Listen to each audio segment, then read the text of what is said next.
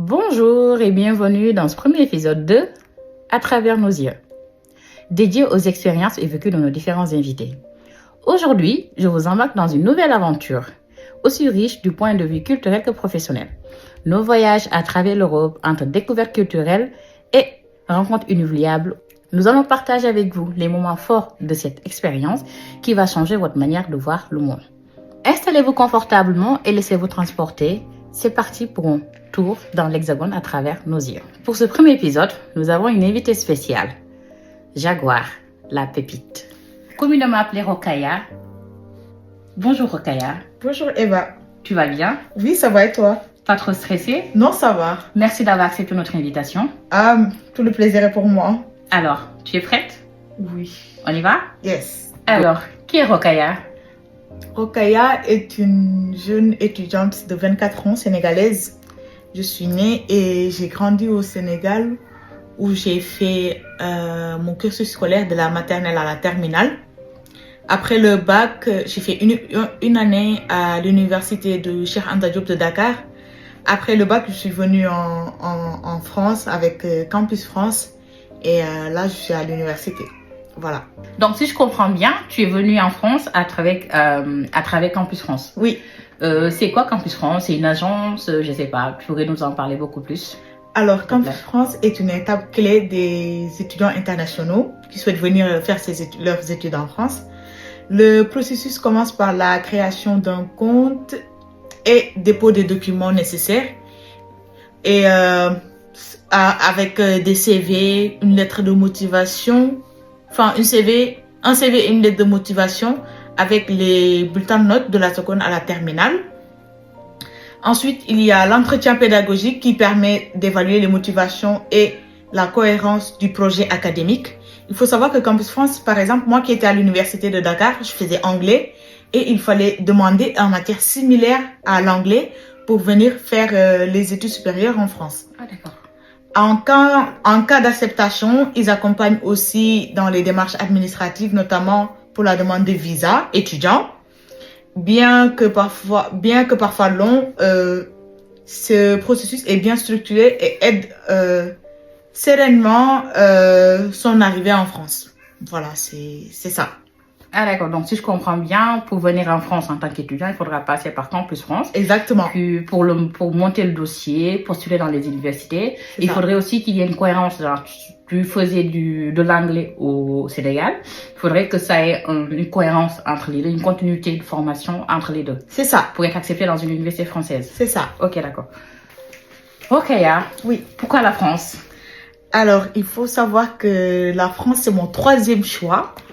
Et lorsque j'étais en troisième au collège, j'avais fait un concours international et j'avais gagné ce concours pour aller aux États-Unis. Bravo. Oui, merci. Et ma mère, non, j'avais commencé avec les documents administratifs, le passeport, j'avais fait des tests à l'hôpital, des vaccins, contre la tuberculose, je me rappelle plus, il y a des années de cela. Et j'avais tout fait, vraiment tout. À la fin, ma mère, elle a dit non, tu restes. Pourquoi? Et parce que, en fait, je devrais être accueillie par une famille d'accueil. Donc, elle s'est dit, je pense qu'elle n'avait pas confiance et s'est dit non, le mieux, c'est que tu restes et après le bac, on verra ce que tu peux faire. Après le bac, j'ai fait le Canada. Aussi, il était très long, administratif et c'était très cher aussi. J'avais commencé, j'ai déposé les papiers et tout ce qui allait. Mais avec le temps, j'ai vu qu'ils en demandaient beaucoup plus. Après, je me suis dit non, j'allais arrêter. Du coup, je ne l'ai pas fini. C'est par la suite que j'ai fait Campus France et j'ai eu mon visa. Et voilà, je suis venue en France. Concernant ton parcours en tant qu'étudiante étrangère, oui. Je sais que tu nous avais parlé que tu as fait une licence 1 en anglais au Sénégal. Oui. C'est ensuite, tu as été acceptée en France pour poursuivre tes études. Tu as continué en anglais ou... J'ai fait langue étrangère appliquée. J'ai eu une licence en langue étrangère appliquée. Ah d'accord. Oui. Donc, après la licence en ELA, tu as été acceptée en master. Exactement. Là, je suis en master là. Ah, d'accord, ok. Oui. Et là, avec le master, du coup, tu voudrais continuer, poursuivre tes études en thèse ou soit entrer directement dans le monde du travail? Alors, je ne compte pas faire de thèse. Et concernant mes perspectives pour l'avenir, sont avant tout de finaliser mes études, voilà, et avec succès, bien sûr, et d'acquérir une expérience significative dans mon domaine. À moyen terme, j'aimerais me spécialiser davantage et développer des compétences qui me permettront d'apporter une valeur ajoutée dans mon secteur. À long terme, mon objectif est de contribuer au développement de mon pays d'origine, du Sénégal, en utilisant des connaissances et des outils que j'aurais acquis en France. C'est ça. D'accord. Oui. Et cette année, tu as un master, Exactement. expert en projet européen. C'est ça. Je ne te cache pas que je l'ai découvert avec toi et j'en déduis que comme débouché, tu dois travailler dans tout ce qui concerne les projets européens. Oui. Tu ne penses pas que tes chances de travailler dans ce domaine sont minimes du point de vue de ta situation en tant qu'étudiante étrangère et avec le durcissement de la réglementation européenne et française? Je me suis dit la même chose lorsque j'ai eu le master parce que faut savoir que j'ai postulé dans 8 écoles. Enfin, mon master, j'ai postulé 8 fois, mais j'ai été acceptée que dans ce master. Je me suis dit, oula, Rokaya, tu t'es embarquée dans quoi? Mais après, je me suis dit, vas-y, c'est pas grave, je vais aller faire quand même. C'est un bon master, j'aime bien les cours et tout. Ah ouais. Mais lorsque je suis arrivée dans ma classe, j'étais la seule personne de couleur. Je me suis dit, oula, ça va être un peu dur là pour le coup. Mais après, je me suis dit, vas-y, chacun sa chance. Peut-être après le master, après les études, à la fin de mon master, j'aurai peut-être un travail qui me plaira. On ne sait jamais. Parce que j'en ai rencontré aussi des étudiants qui ont fini cette année, enfin en 2024, leur master. Ils ont directement eu un nouveau travail avant même de finir les cours. Ah, c'est bien ça. Et du coup, tu voudrais travailler dans quoi? J'aime bien la gestion de projet. Chef de projet, oui, j'aime bien. J'aime bien aussi tout ce qui est coordination. Après, mon master, il est un peu large. Enfin, le master que j'ai fait, parce que je fais aussi des cours de gestion, comptabilité. Je fais des cours d'informatique et aussi tout ce qui est... comment ça s'appelle déjà le cours? Ingénierie de projet. Bah, on verra dans quoi je vais m'embarquer. Bonne chance alors. Merci. Pour la suite. Donc, si je comprends bien, tu es arrivée en France en 2020. Exactement. Quels ont été tes principaux obstacles rencontrés? Alors, pour les obstacles, j'en ai rencontré des obstacles institutionnels et administratifs. Je suis venue en 2020, il y a la Covid. Et j'avais un énorme souci parce qu'on avait des cours à distanciel.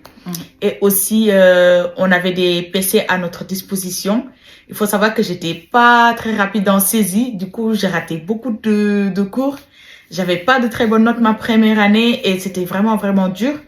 Concernant le côté administratif, il y a eu aussi un souci, pas ma première année, mais l'année d'après, avec mon dépôt de titre de séjour qui a pris énormément de temps. Ça m'a pris, je dirais, 8 mois pour avoir un nouveau titre de séjour. Et ça m'a très, très stressée et j'en ai beaucoup pleuré aussi. Les Français rendez-moi mes larmes, c'est pas bien ça, c'est pas gentil. Cependant, ces défis m'ont appris à développer des compétences importantes comme la patience, l'organisation. J'ai également appris à m'adapter à ces situations et à mieux comprendre le fonctionnement du système éducatif et administratif français. D'accord. Quels sont les moyens mis en œuvre afin de les surmonter ces obstacles? Alors, pour cela, j'ai pris l'habitude de me renseigner en profondeur sur les procédures en consultant des ressources en ligne ou en demandant conseil à d'autres étudiants, notamment avec ma sœur, vu que c'est elle qui a payé ma procédure pour venir en France. Elle est venue donc avant moi. Elle connaît le système français. J'ai sollicité l'aide des structures comme les associations étudiantes ou les services d'accompagnement des universités. J'ai aussi renforcé ma patience et ma résilience face aux défis ou aux imprévus. Par ailleurs, j'ai développé un réseau d'amis et de contacts sur qui je peux compter pour obtenir des conseils ou bien un soutien moral. Voilà. D'accord. J'imagine que ça n'a pas été facile. Pas du tout. Mais bon, c'est pas grave, c'est la vie en France et tout n'est pas rose, c'est ça. Avec un parcours aussi riche, est-ce qu'il t'est une fois arrivé de vouloir tout quitter et rentrer chez toi? Exactement. Enfin, ma première année, il y a eu un moment, je me suis dit non, là, je vais rentrer chez moi, là, les études sont dures. J'arrive pas, comme je disais tout à l'heure, les saisies, là, je suis lente en saisie. Mais après, avec le temps, je me suis dit non, j'allais rester parce que ma soeur, elle a déboursé une énorme somme d'argent pour moi. Juste pour ça, j'allais rester et finir mes études, genre, juste pour la rendre fière. Donc, qu'est-ce qui t'a le plus motivé à rester et qu'est-ce que tu apprécies le plus dans ta vie d'étudiante étrangère en France? Alors, ce qui m'a motivée à rester, c'est plus... Enfin, ma soeur qui m'a aidée à venir, je me suis dit non, elle a déboursé une énorme somme d'argent, donc j'allais pas rentrer chez moi au Sénégal comme ça, sans avoir fini les études. Je me suis dit, reste seulement focus, tout ira bien. Et ce qui me plaît en tant qu'étudiante étrangère, je dirais, c'est d'abord la richesse des opportunités qui s'offrent à nous. La France est un pays avec une grande diversité, que ce soit en matière de choix d'études et de perspectives professionnelles. En tant qu'étudiante sénégalaise, j'apprécie particulièrement la possibilité d'évoluer dans un environnement multiculturel. Parce qu'il faut savoir qu'en France, il y a tout le monde. Il y a toutes les ethnies, il y a tous les pays réunis. Il y a l'Afrique, l'Amérique, l'Europe, l'Asie. Et aussi, mais aussi grâce aux échanges avec des personnes venant de milieux et de cultures très variés. Cela m'ouvre à de nouvelles idées et me permet de grandir aussi bien sur le plan académique que personnel. Avec un tel parcours, qu'est-ce que tu peux donner comme conseil à ceux qui ont un parcours similaire et qui voudraient rejoindre l'Hexagone? Alors, pour les gens qui souhaitent rejoindre la France, moi je dirais non, ne venez pas. Pourquoi? Parce que c'est vraiment très très dur. Côté administratif, c'est très très dur. Les études aussi, il y a des gens qui disent oui, les études en France, c'est pas dur. Au bled, je dormais, je me réveillais, j'avais de bonnes notes, mais ici, tu travailles pas, t'as pas de bonnes notes. C'est juste ça. Et aussi, tout ce qui est job étudiant, les gens du Sénégal, enfin, des gens qu'on laisse derrière nous, enfin, en Afrique, eux, ils croient que dès que t'es en France, t'es riche. Tu sors de chez toi, tu ramasses 50 euros. C'est pas comme ça. Non. Même les jobs étudiants, c'est dur. Tu peux avoir un très bon CV, postuler partout, même le McDo, ils vont pas te prendre. C'est pas facile. Moi, je vous dis, allez voir d'autres pays, par exemple, l'Allemagne ou peut-être la Belgique, l'Italie.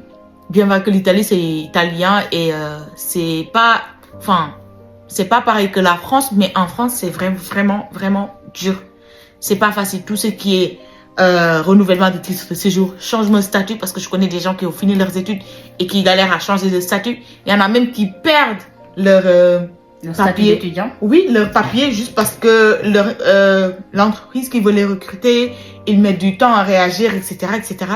Donc, si vous voulez venir, moi, je vous interdis pas du tout de venir. Hein. Vous pouvez venir, mais je déconseille. Vraiment, la France, c'est vraiment dur cette année. Enfin, pas cette année, mais ces dernières années, c'est vraiment pas facile. Sachant qu'il y a eu des gens qui ont moins souffert côté administratif que, cette nouvelle génération. Voilà. D'accord. Et donc, ceux qui font le choix de venir, j'en déduis que tu leur dis de prendre en compte cet aspect. C'est ça.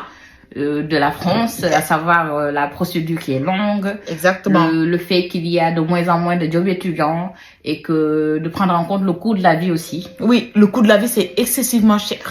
Il faut savoir que j'habite en région parisienne et le coût de la vie, c'est très cher.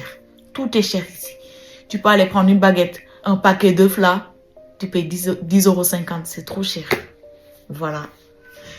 Essayez d'aller découvrir d'autres pays. Il n'y a pas que la France. Hein. Il y a le Canada. Même là-bas aussi, ça devient dur.